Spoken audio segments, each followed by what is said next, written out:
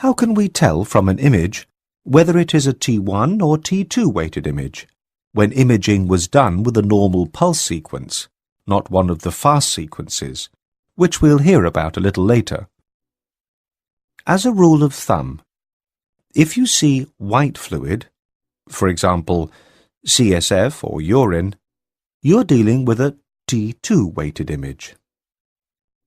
If the fluid is darker than the solids, we have a T1 or a proton density image. Look at this scan. CSF is dark. The grey matter is darker, greyer than the white matter. This is a typical T1 weighted image. In B, CSF is still dark, even though its signal intensity is slightly higher than in the T1 weighted image. Contrast between the grey and white matter is reversed. This is a proton or spin density weighted image. And as grey matter has a higher water content, in other words, contains more protons, its signal intensity is higher than that of the white matter.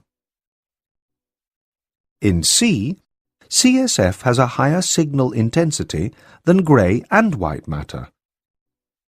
The image is T2 weighted. These are rules of thumb only.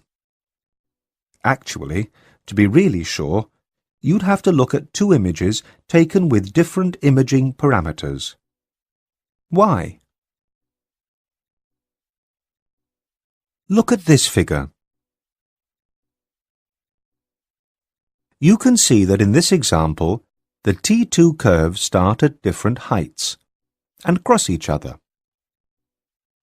They do not have to run parallel, as depicted in the previous illustration, which was only done for didactic reasons as it is easier to understand at the beginning. The fact that the curves intersect is very important. With a TE before the crossing point, TE1, tissue A will have a higher signal intensity. With a TE right at that point, TEC, we cannot distinguish the tissues at all, as they have the same signal intensity. Thus, you might be unlucky and choose a pulse sequence with just those imaging parameters that do not allow tissue differentiation, which is the reason for performing two different examinations with different T1 and T2 weightings.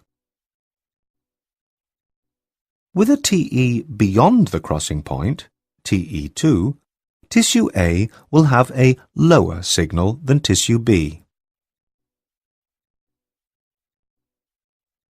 Before this crossing point, which you do not know looking at an image normally, the relative signal intensities are still governed by differences in T1.